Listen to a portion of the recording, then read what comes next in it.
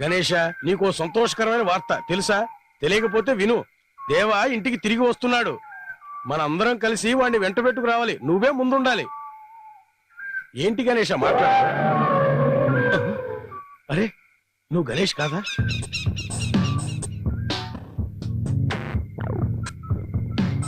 మధు, నువ్వు అనుకోలేదు కదూ. ఇది గణేష్ కాదు, దీన్ని రాజేంద్ర అంటారు. ఒకప్పుడు నిన్ను చంపటానికి ప్రయత్నిస్తే ఆ రోజు నువ్వు అమ్మేసినటువంటి అదే రాజేంద్ర. ఇప్పుడు నువ్వేం చేయబోతున్నావు? చెప్పను, చేసి చూపిస్తాను. చనిపోయిన ఏనుగుల్ని పాతిపెట్టిన ఇదే చోట నిన్ను కూడా పాతి పెట్టడానికి వచ్చాను. తప్పుకో, నేను వెళ్ళాలి. లేదు, నువ్వు ఇక్కడి నుంచి ఇంటికెళితే నా గుట్టు రట్టయిపోతుంది. దేవా తిరిగి ఆ ఇంట్లో అడుగు పెడితే నా దారి గోదారే. నన్ను వదిలిపెట్టి అగో, పగబట్టిన మనసుతో నేను ఇన్నాళ్ళు ఎదురు చూస్తూ గడిపింది ఈ ఒక్క రాత్రి కోసమేరా. నువ్వు చెప్పినట్టే అన్నం పెట్టిన చేతిని నరికేస్తున్నాను. నిన్ను చంపేస్తారా? మధు! రాజేంద్ర తన దంతాలతో నిన్ను చంపబోతున్నాడు. కానీ గణేష్ చంపినట్టుగా అందరినీ నమ్మిస్తాను. రే రాముడు, తీసురా.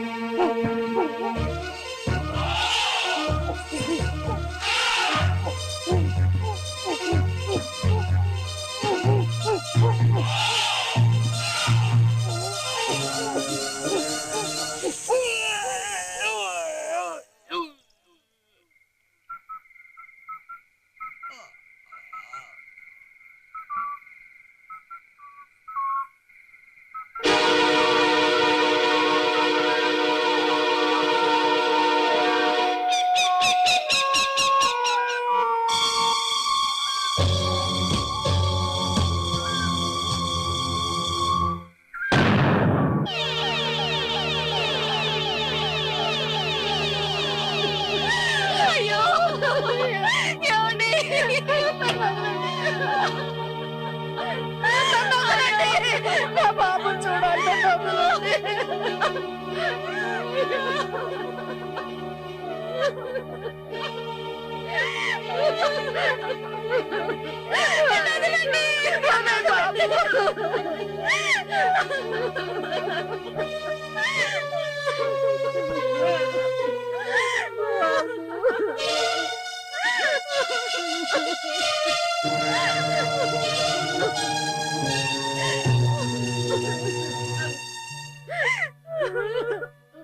దేవా, అన్నయ్య చనిపోయాడని అందరూ బాధల్లో ఉన్నారు. ఈ పరిస్థితుల్లో నాన్న నిన్ను చూస్తే బాగుండదు. నేను వచ్చింది మా అన్నయ్యని చూడడానికి, చూసి తీరాలి. ఇప్పుడు చూడటం కుదరదు. మధు, నువ్వు తప్పుకో. దేవా, కాస్త నా మాట అడ్డు తప్పుకో. నేను చూసి తీరాలి. దయచేసి నా మాట నువ్వు వెళ్ళొద్దు. అరే,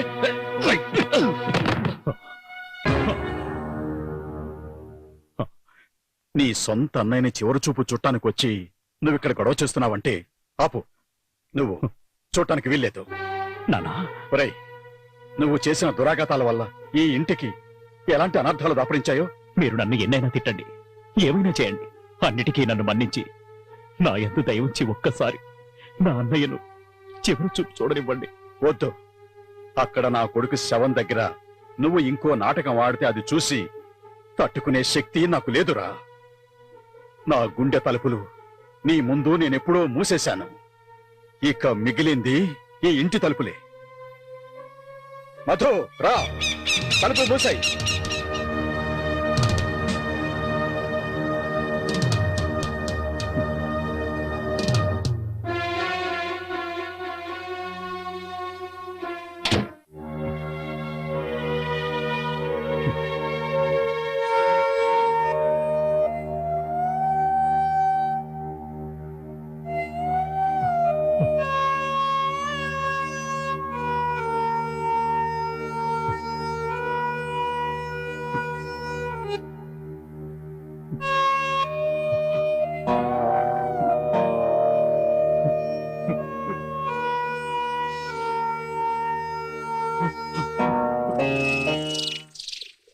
నా జన్మ ధన్యమైంది.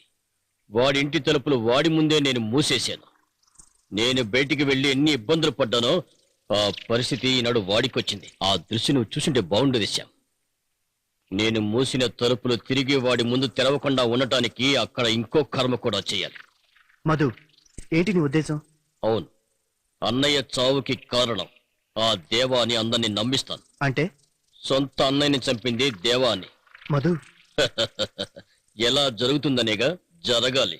అందుకే ఈ రాముడు అన్నయ్యని దేవా చంపేసి పారిపోవటం నేను కళ్ళారా చూశానని వీడు మావయ్యతో చెప్తాడు. ఎరా చెప్తావుగా? చెప్తాను.